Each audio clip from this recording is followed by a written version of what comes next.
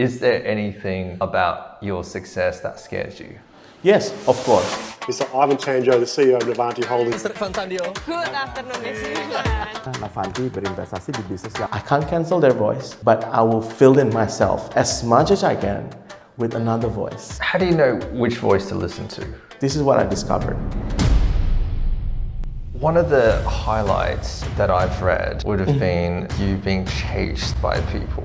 I borrow money from other people, so I couldn't pay back. Obviously, people chase me for the money, and it's been so scary not having the money, and then you will suffer the consequences. What did you learn from that experience? There's a corner where I always just cry, meditate, write, and then just pray. I remember I was crying out like, how long more? And I remember there was a voice came into my heart. That word that came to me that night was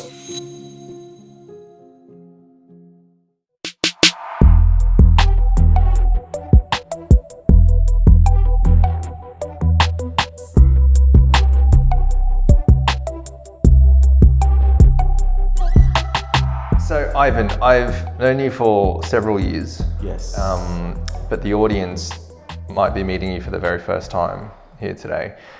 What do we need to know about your upbringing and your childhood to give us a context into who you are today? Wow. Okay.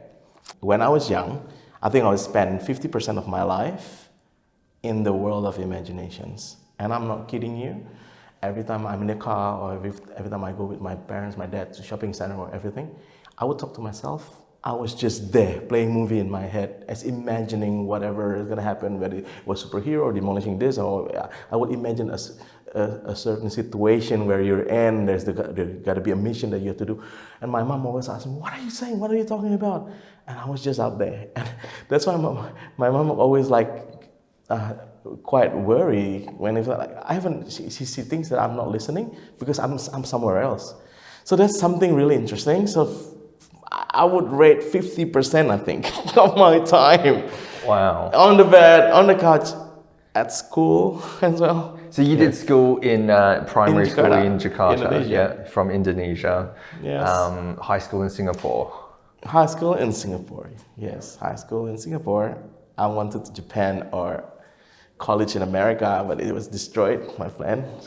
But ended up in Singapore and then Australia. Yeah, great. And so with this, whole imagination Yes. and spending time in your mind, as you say, how has that carried, many years down the track to who you are today? I think probably a lot of people who knows me, I'm still that kind of kid. I'm still that kind of person. I'm in that world, in that space still until now. And that's what really creates me, helped me to be creative in a lot of things, imaginative in building businesses and creating new ideas and startups and doing things differently. I always want to do something different. And I'm always looking for the quirk of things. I look at people who tend to be close with me, somehow they have this quirk as well. I think you have a quirk as well. My wife is quirky, and so I'm attracted to all these people that is unique, that is not normal, and that shapes me, and that's who I am. But I have to tell you something, it even exploded when my dad took me to Disneyland for the very first time when I was in primary school. That one is like I was injected with adrenaline, saying like, it's okay to imagine, everything is possible. Boom! Suddenly I came back, oh, apparently you can actually move through times, you can go backwards to Back to the Future and stuff like that. It's crazy. What did you want to be when you went to Disneyland? What were you imagining? I don't know. I'm always an entertainer. I always want to. I'm always attracted to, I think, the artistic side of things, like the world, design. And I don't know what I wanted to be when I was in Disneyland, but as I grew up during my high school, all I want to do is I want to become an MTV, music television VJ. I want to become a singer, I want to lead a band, which I ended up to be, but not in the professional settings. And making scripts for movies and write songs. So. Yeah, wow. And what can you tell us about your parents? What did they do? My parents, they're lovely. They're the best parents I could ever have. I think we struggle when I was young. We both struggle to understand each other. I can't understand my dad because my dad was this perfect protocol guy. A, B, C, D, plan A, B, C. You have to do this. Disregard your feelings. You just have to do it. Perfections and accountability is always like him. So I couldn't understand him. And he couldn't understand me because I am like YOLO. I invented that word, I guess, long time ago. I was like, YOLO, do whatever I want. Crash and burn is fine. Just do it again, you know? Yeah, but they are amazing. As a parent, they love me so much. My mom used to be very close to me before my dad became close to me as well. They're both close to me now. But my mom was like my go-to. She understands me. I think I got this quirky thing in my head from her. She was like a friend. So yeah, I'm the only son, by the way. Yeah, and that's interesting because I think I grew up closer to mum as well, and there's an interesting dynamic, isn't it? Like with boys and their dads, and especially when your father is successful and expectations and all that. So you mentioned you were not close to him once upon a time because you couldn't understand each other, and now obviously things are different. Yes. What changed? So I used to see him like this military guy, right? Every time we go to even for holidays, 7 a.m. Gather in the lobby means 7 a.m. right? He would crack it. He was so angry. So he changed and I changed too through the times, right? Through times, thank God, my dad, he became this lovely guy. He was like very scary back then. The whole building is scared of him. He's the CEO of. So he runs his own company. No, he runs. No, it's a public company. So it's a public listed company in Indonesia. I look up to him. He's such a great leader. So he's a group CEO for the company. And then every time he's angry, upset, the whole building was just shut, right? But nowadays, no. He told me he turned around and he changed the way he lead and everything. He more disciple people rather than just power, right? Instruction. But how it changed, right? Because he changed and I changed at the same time. It was perfect timing. Through many different incidents, I was expelled from uni once, and then there was a big moment where me and him reconciliate in a big way. It was part of a routine. Every time I go back to Indonesia during the summer holidays or the winter holiday, it's always intense because always my grade hasn't been good, always been bad, like fail everything. Yeah. Like 4 subjects fail, like 3 subjects fail.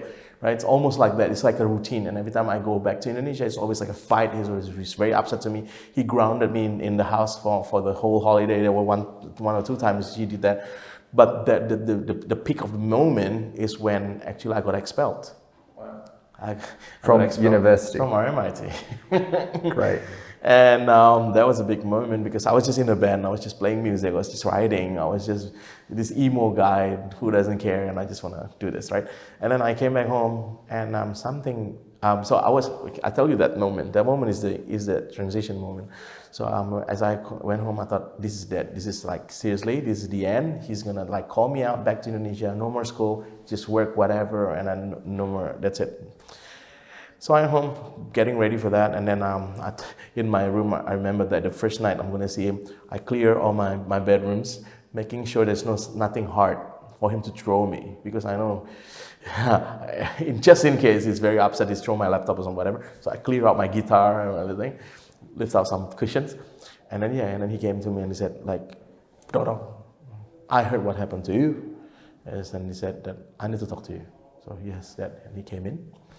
Now this one, man, the first statement that he said, I wasn't ready. I was not ready. So he said like this, I know you've been expelled from the school, and today I think Dad want to say sorry to you. I want to apologize. And I said, what happened? Hang on. What, you apologize? Why? I was getting ready with the scream and everything. I'm getting ready with my move. Right? Yeah. That one, I wasn't ready at all. And he said that I'm sorry, because I think it was my mistake. that I've been forcing my dream to live in you. As a young boy, I didn't have the money, I don't have the luxury for me to go to university or school to study whatever I want. And I pushed that to you because now I can send you to school, and I thought you will be able to live my dream. And I'm sorry, maybe this is not for you. And from today, whatever you're gonna do, as long as you do it your best, I will support you. And bro, I cried, I broke down, I cried, I was crying on his feet. I said, I'm so sorry, give me one more chance, let's give me one more chance, let's give me one more chance. Wow. And that was a moment because I've never been so vulnerable with my dad to that level, because he's just so stiff. I'm just reserved and who cares, and then he's just so stiff, he's so angry. And that moment where I can actually cry, and oh man, that was a breakthrough, and we became closer. And we started to grow as a friend. Yeah. That was the first one. And you're somebody who's been quite vulnerable and open with people.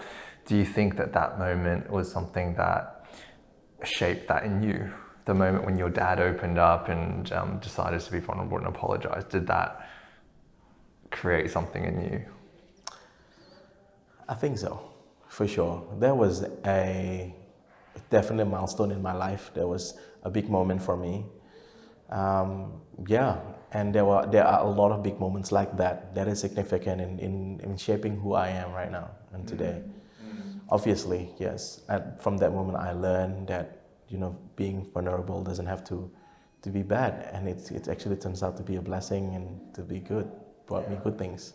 Yeah. Well, most people in the entrepreneurial world, we probably can attribute. We could probably count it with two fingers. Yes. Like, defining moments that really shape what we believe and who we are. A lot of those defining moments happen when other people are around, something that someone says or something that happens to us and someone was there to counsel us through that. And it's often said that we are the average of the 5 people that we hang around with the most, yes. right? Yes. So 2 questions. 1, do you agree with that statement? And if you do, who are your 5 people? I definitely agree that we are being shaped through the people that is around us, right? And even I have this philosophy that once you've known me in my life, once I know you in my life, there's no turning back. Yeah. There's always a piece of me that you will carry all your life, and there's always a piece of you. When we intertwine, you'll carry throughout your life. And it could be something that I said, it could be something that I do. I might say something, and that actually spins something in your mindset, and you carry it without you realizing. You carry that, because of this. Oh, okay. You didn't realize it, but I did that, and then it shapes you to somewhere else. But obviously, a big chunk of it will be with someone who's very close to you, the 5 people around you. And I completely agree with that, and completely agree. That's why there's a saying, if you tell me your friend, show me your close friends. I can tell you your future, right? Yeah. So who are your 5? The 5 people that you feel have impacted you the most? Well, obviously after getting married, is my wife. Is a big influence, right? Whatever she did, and whatever she's doing is conditioning me, and I'm conditioning her at the same time. And my parents, always, definitely my parents. So that's 3. And I have a few close friends. I don't know how to judge, how to weigh them, which one is more significant, more influential in my life. But there are a few close friends who I trust. Like I would open up my life and allow them to speak into my life. Even like my god brother Alfie in Indonesia, he's also a pastor, so he's a strong leader, and he's amazing. And I have like mentors. Then that's a group of friends, and I have mentors. Group of mentors like Pastor Jeffrey and all these leaders or people who around me who influence me in the way I think. I even took note every time Jeffrey said something. I will take notes, and actually I still have the notes until today, and I will try to do and review my life over it. Yeah, wow. But I guess the ultimate one is God. So because I'm a Christian, so I read the Bible, and whatever it says there, I grew to learn, and it shapes me because I embrace it, and I see whatever is being taught in the Bible it's so good, so strong, and it's true. That because I experienced it throughout my journey, that's what really shaped me, and that it has been something that's really worked, on my life. Wow. Well, I'm slightly disappointed that I'm not in that list of 5, but that's okay. Hey, you can be that friend. I told you I can't judge my friend, or you can be a mentor. That extra smart. Yeah, right. Oh man, no. Because you only give it 5. I only gave you 5. If you give me 50, you'll be in there. Yeah, I'll be in the top 50. All right. Sure. So that's really interesting because I think a lot of young people nowadays.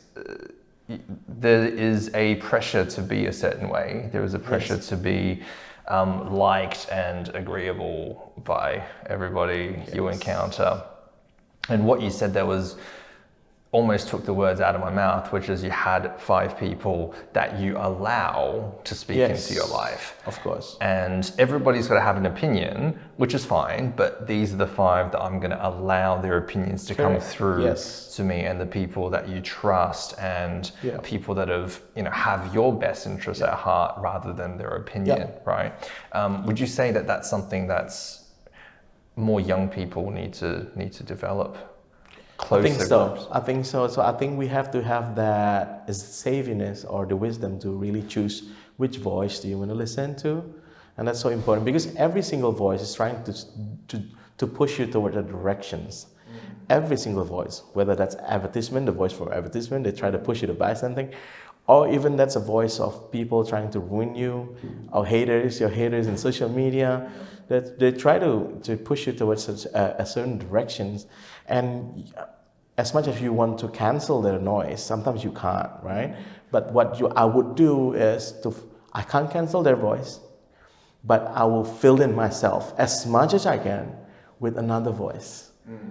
Even though I can't cancel them, but what really matters is this: if you keep feeding with the right voice, that will filter out those things. How do you know which voice to listen to?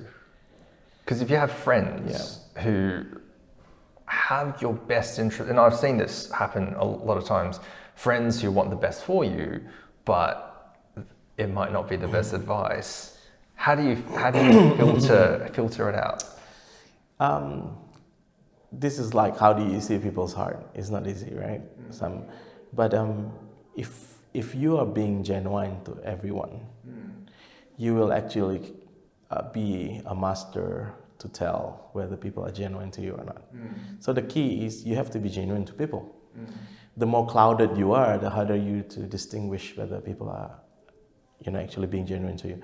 So I try to be as genuine as possible with everyone, and the more you do that, I think the more you understand people. I think these people is genuine, these people is trying to do good for you. And I keep mentioning to many people, even in podcasts, that nobody can say that I am your mentor. I can't claim that I'm your mentor if you never allow me to speak into your life. So the one who can say that you are my mentor is always the mentee, not the mentor. If you're my mentor, I said, Lou is my mentor. He's speaking my life. So I need to make that declarations, but not you as the mentor, if you get what I mean. Because as much as you want to try to trying to add value in my life, if I don't want to listen to it, it's no use of it, right? So to me, I think this is related to that. And who would you allow to mentor your life? Who would you allow to speak into your life? Who would you allow to actually influence you for good things, So that's very important. Interesting. Now, you've been through a lot in your entrepreneurial journey, and we've touched on Disneyland and Imaginations. But one of the highlights that I've read would have been you being chased by people. Man. Tell us about that, and tell us about that time of your life. Well, it was my mistake to put a disclaimer. I wasn't that accountable kid. I borrow money from other people, so I couldn't pay back. Obviously, people chase me for the money, and it's been so scary being a young boy, and then I have to pay back. And just the idea of giving back the money and not having the money, and to be able to pay back. If not, then you will suffer the consequences. The idea of not being able to serve that responsibility, not having the money to pay it back, it's almost like a dead end, right? It's like a dead end. How did you end up in that point of? I remember on my desperations, I negotiated for a period of time, because it is, to put it into context to the audience, I lost the money because I borrow money, and then to expand my restaurant business. In the past, this was like 18 years ago, and then and then the business failed, and then I lost everything. I lost every single dollar that I borrowed. So I couldn't pay back. So in the moment, so I thought, okay, I negotiated for a term of payment. And then the next 2 years, I remember I was just hustling to be able to pay back every pieces that I owe. Yeah. Wow. I still keep one restaurant, and then just work out of that, and then just keep paying. Yeah. Would you say that was one of the darkest moments? It was one of the darkest moments. But I learned so much out of it. Yeah. And I'm thankful it happened to me. Never really regret it. I don't want to repeat it again, but it shapes me, changed me. And here's a challenging question, because I ask myself this often and I can't find the answer. I'm very conflicted by it. But if you had a chance to go back in time and to not go through that whole process, not have people chase you, not fail in businesses, and yes. But then you also don't get all the learning that comes with it. Would you press this button and have smooth sailing instead of all of those things? You mean like what button? Which button? If you have a button yes. that could make you not go through those experiences. Oh, okay. Yeah. But you don't get the learnings because you said... No, I would be completely someone else. I wouldn't be here. I wouldn't be building what I've built. I believe, truly, I would be so much less than who I am right now. So much less. I remember who I was, what kind of person I was. YOLO, bro. Seriously, that YOLO thingy. I never care less. And I was prideful. I don't care. I just want to enjoy life, want to party, I want to do that. It's pretty much like never think ahead of what. There's no purpose in my life. It's almost like, sometimes you see that kid. It's like, why are you wasting your life away like that? That should be that kind of kid. That it was me. Yeah. Serious. Yeah. And my parents had to deal with it. Wow. And all my friends even like shook their heads. Yeah. So what did you learn from that experience of failing in business and being in debt? So one thing. So I wrote a diary. So I have journals and diaries, a couple of books that I already written throughout my journeys, and that was filled. A lot of them was filled from that moment for 2 years of desperation, right? That 2 years period was scary. The moments I wrote 5 points, but I couldn't remember the 5 points. I know I'm doing it anyway. But one of the few points that I learned, it was I learned to become more responsible and accountable person. So, yeah, that's something that I truly didn't have back then. There's no accountability. I would say something, bro, and I would just disappear, don't do anything. That was me. You will hate me. Yeah. Like this podcast, you said, Ivan, 5:30. I will be here 6:30, and then still annoying people, and people were upset with me, and then say this, do this, no, never do it, about this, and just don't care about things, never appreciate people. You will hit. See, you start to grow that. That was me. So. I'm glad I met you later. My wife said that too. Yeah. Were you married at the time? No, by far. Who would marry me? I was. Messing around with my love life too. So no one's, yeah. So looking at that time, those were some of the lessons that you've learned. Was there a personal toll that happened during that time? That from my behaviors, Yeah, well, it's shown, right? I got expelled because of my behavior. I went through bankruptcy in my business because of that. I got chased by people. It's because of that. I lost a lot of relationship. People got hurt in my love life and all that. A lot of girls. I'm sorry if you're watching. I'm so truly sorry. Apologize to all my exes, and then just I hurt so many people. And yeah, and thank God my wife sees me now, so she got, I guess, the best part of me. Yeah. That's interesting. Recently, I've been thinking about situations in life that reveal character in Yes. people. And we often talk about success as being revealing of character because, you know, some people say when you're successful, you change or whatever. Yeah. But recently, I've really wanted to study how people fail. And I like that. I've been asking people, tell me about a time where you failed miserably and tell me how you went through it, you know. Yeah. And when you were just explaining that, that really reminded me of, you know, these conversations I was having where you had failed business, debt, people chasing you for money with unspeakable consequences. Yeah. Yet you went through that and you didn't give up and you came out the other end stronger, better, more accountable. You've learned.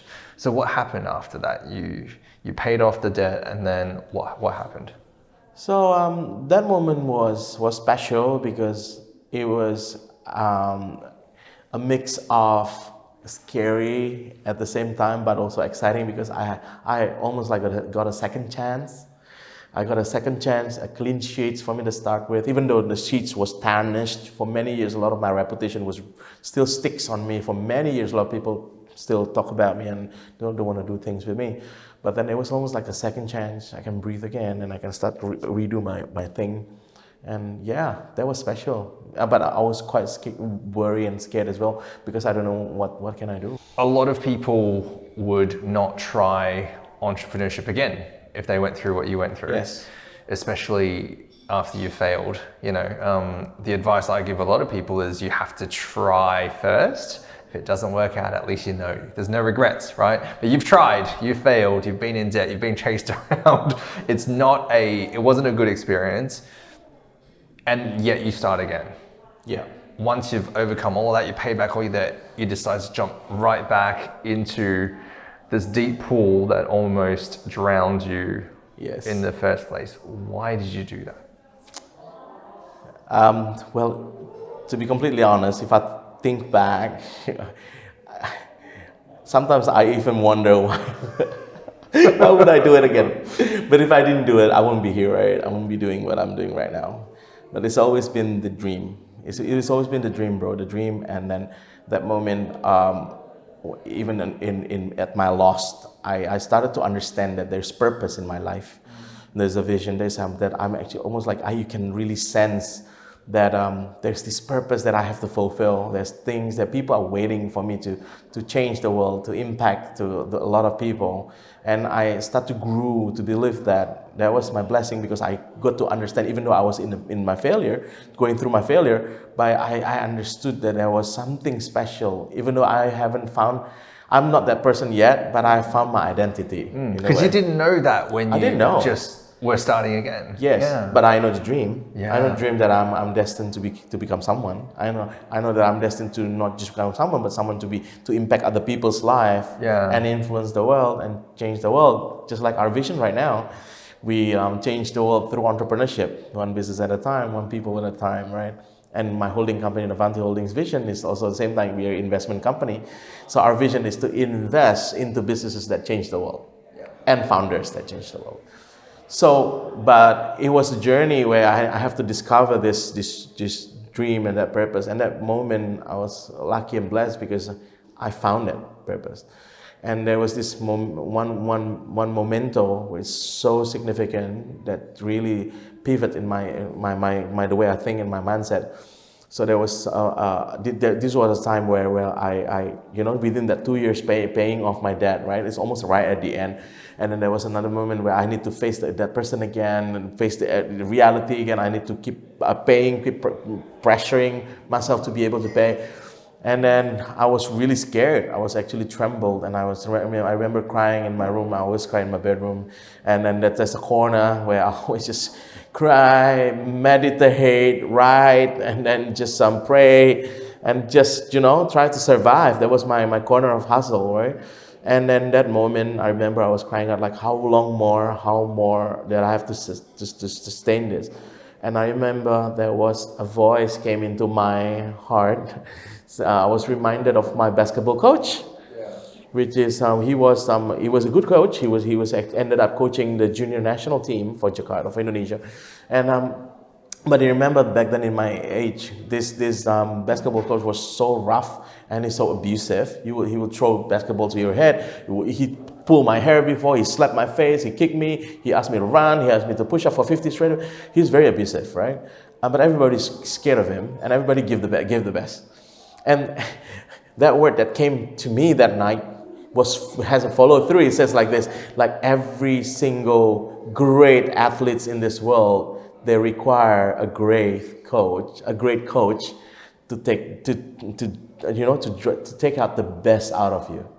So I was like, I had that understanding and the perspective. Like that night, my perspective was changed. Like, oh, apparently this is not a curse. This is not hell. Apparently this is a blessing in disguise, because he was placed, and this situation was placed for me to discover the best of me. And he was placed to shape me to become who I am right now. And without that season, I wouldn't be the person. And this built this thing that it's never going to be built. Yeah.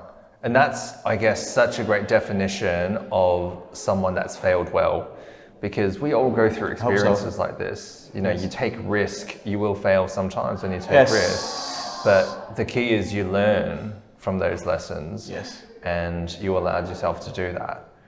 So now I've seen you on YouTube, you've been on shows, you've been on CNBC, they've interviewed you before. You speak at a lot of startup conferences, you'll speak at Idea Fest next year, which is going to be very big. End of this month. 24th to 27th in Jakarta. With Murakami's going to be there as well, which I saw. So very big, and I guess you're definitely at a place where a lot of people would consider you successful. Is there anything about your success that scares you? Yes, of course. I discuss about this, and I meditate a lot. I'm very philosophical. I'm a writer. I'm a composer. I write songs. But then I think I thought a lot about this. So I think, let me just summarize it with this. This is what I discovered. I think human is never designed or never been pre-wired to carry glory. We are not designed to carry glory, and that's why a lot of people fail when they grow too fast without their capacity grow follows, right? So I think what really scares me if this become a curse to me, because if people start to praise you, now people start to come to me on my social media, people meet me every time in a conference, even they require security guard. One time I was in Bali, after I do a keynote, everybody, there was like 79 business startups was trying to come to me, and security needed to block my way. And I thought, I started to see it to look like Justin Timberlake. This is interesting, what's happening. And then the statement that what people are saying, it might sounds good to my ears. Ivan, you're amazing. That was amazing. I was put in tears. I was this. Thank you so much. That changed my life, blah, blah, blah. But if I'm not careful, because we're not being pre-wired to carry all this stuff. We can't, bro. We don't have it. We're not being designed for it. And that is the beginning of our fall.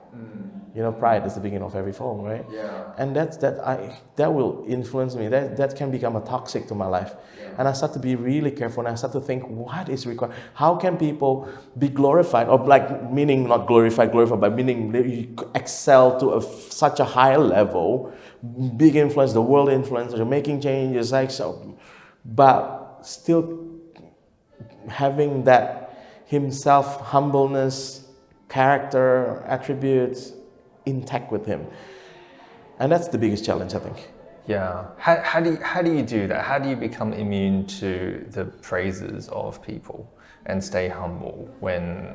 Because it gets into you. It gets into you. So Yeah. suddenly you just change your behavior. So the way you speak, the way you smile, the way you walk, suddenly change without you realizing.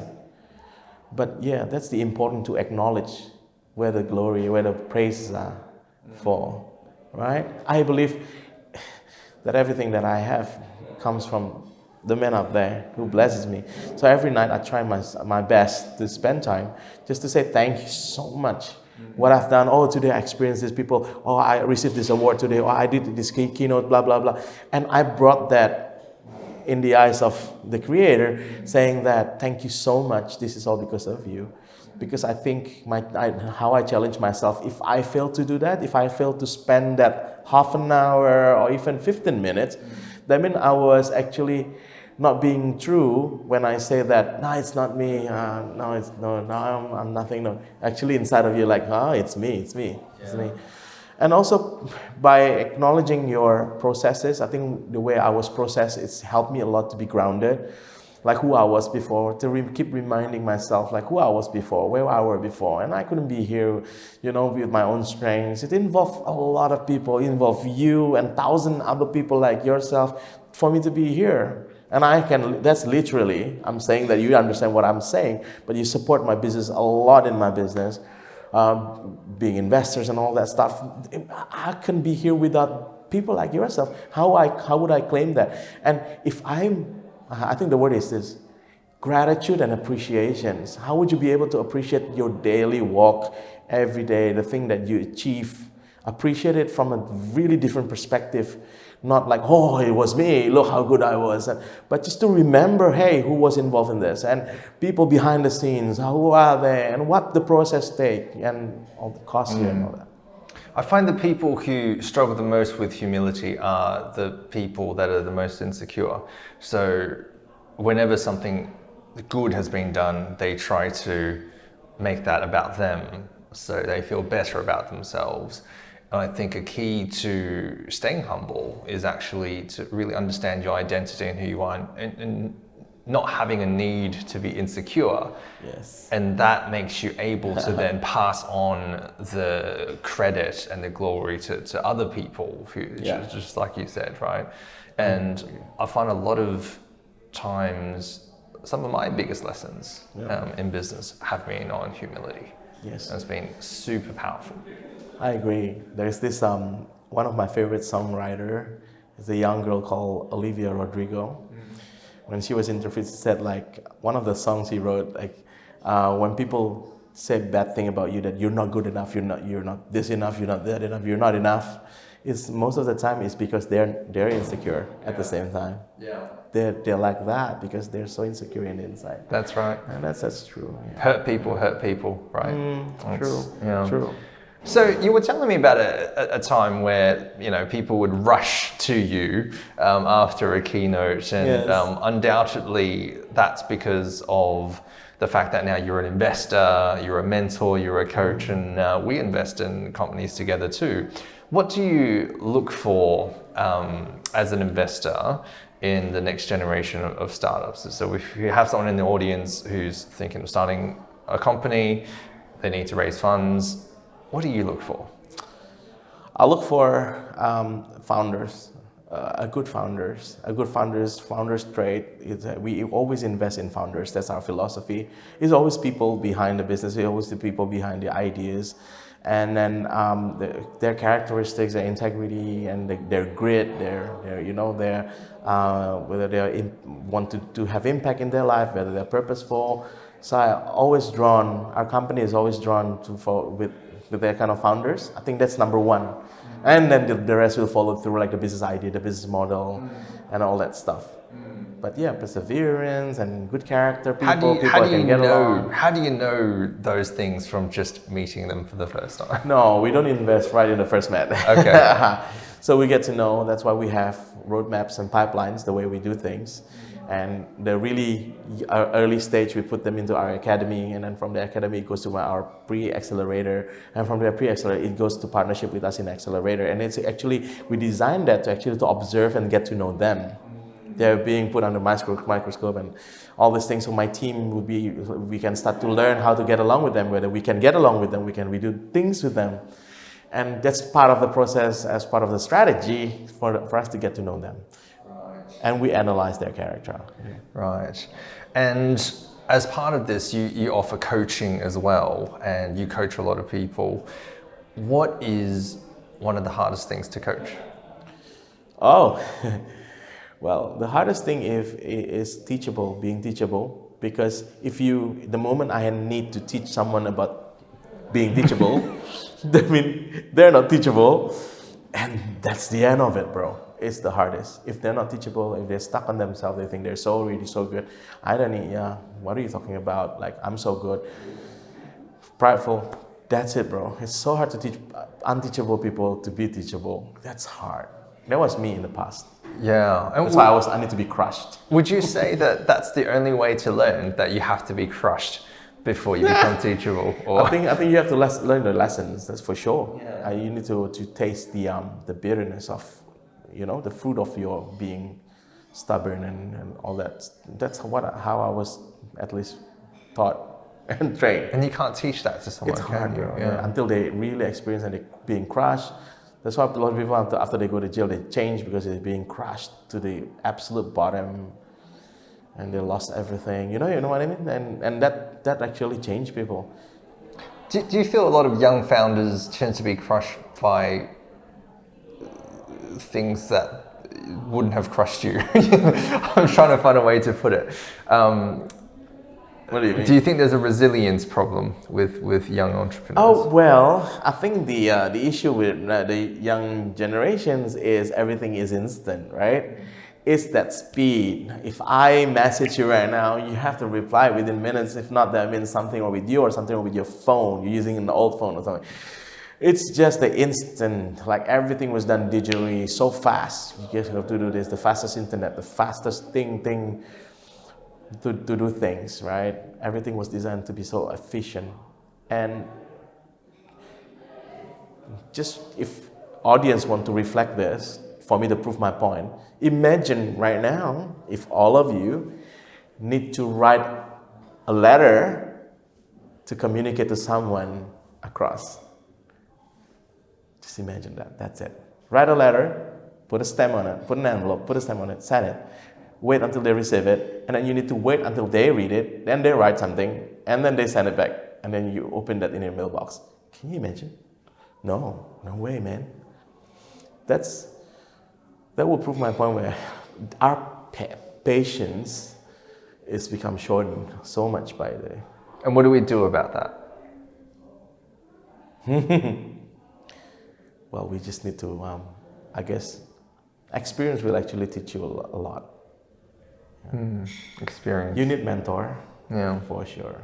Yeah. Mentor who can tell you off, like, don't be too fast, be patient, keep doing it again, stand up, please do one more time. I know you've done it 100 times today, but please stand up, do it again.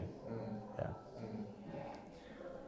When I write something with a pen, after about 30 seconds, my hands start to hurt. And I think back to high school, I've never experienced that. But now, you're right. That's we're just not used to it anymore, are we? We're used to typing everything. Yes.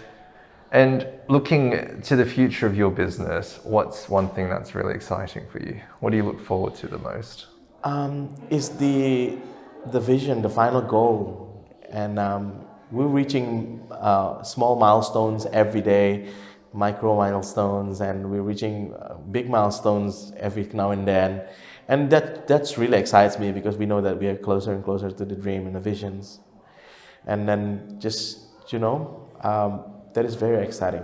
The more influence, we can see that we have much more influence now, and more influence are being placed within our ecosystem places. And that's a good influence, because we know that the impact, that you can see everything from the fruit of it, and the people responses, how people think. Like, people will message us now in social media, like saying, thank you so much for this. I almost gave up, but now I stood up again because of this, because I listened to the podcast, because of this, because what you've done in the sessions, because you trained me. There was people came to me like, maybe you don't know me, but I came to your sessions last year, And without knowing, right after that session, I actually built my business. And now I just want to tell you that the business is running well now. And I've quit my job. And a lot of people like that. There was people who messaged me just last week saying that I've already given up my dream since I was young, and then I started to work in the corporate. I climbed the corporate ladder. I started to enjoy the comfort, blah, blah, blah. He said, after listening to your podcast, now I would challenge myself. I'm going to relive my dream. I'm like a sleeping lion. He said like that. Please keep doing this so that those lions, the sleeping like me, can all wake up. Those things, bro. Yeah. That's those things, bro. Impact. More and more impact. More and more impact. Yeah. Wow. Well, we have a tradition that we want to start on this podcast, which is this journal. We're going to ask every guest to write down their most valuable piece of advice in this journal. And the first guest was actually myself in this case. That's an honor to me. Thank you. Thank you. And we're going to ask every subsequent guest if they received the previous guest's advice when they were younger, how would their life have changed? Right. So what I've written was based on personal experience, and I'll give some context to this. I was successful with marketing business, and I think that became my identity for a very long time. I thought that was just how you become successful, and I closed off my mind to other things. Right, because I thought my way was the best way. And now, many years after, I look back and I wish I was as open-minded as I was when I first started business about everything that came my way. And so my advice for myself was, don't be overconfident with your success and don't be insecure about your failures. If you knew that as a younger man, you're still young, how would that have impacted your life? If I knew this, and really meaning not just knowing, but adopting, believing what you said, I think I will face failure with more hope. And there's just moment where I almost give up. And now I completely agree with you. I keep saying to a lot of people that failure is part of the package. It's not just something that you have to go through, but it's something that is necessity. It's part of the package in life. And you can learn so much from failures and how you respond to failures, right? And you need to embrace failures. Not the silly one, not the stupid one, but you'll make mistakes. And failure is so important as part of your journey. So that's one thing. And not to be overconfident. I think keeps you humble. It's so important. You shouldn't be changing your identity when you become successful. You can see a lot of examples, like people like Warren Buffett, who drive his old truck and stuff like that. He's loaded. Doesn't mean that he doesn't buy something. I know people will always like something. Everybody like different things. You like watches. He might not like watches, so that's why he doesn't buy watches. He might not like Gucci or whatever, but he might like something else, property or shares, so he buys shares, right? But then being a person, I think I see that he's still the same person. Like he's an old guy, approachable, and just and keep yourself humble is so important. Yeah. And I think one of the things that is a real highlight for me, for knowing you for several years now, is you stay grounded. As you change, the world around you change, your businesses change, you still stay grounded through that. And I'm inspired by your journey, and thank you for coming on today. Thank you so much, bro. I think I hope the audience has learned as much as I have. Super excited for you too, bro. Thank you. There's so many things that we will do together in the future too. Yeah. And thank you for the audience for listening, for lending their ears. Thanks everybody.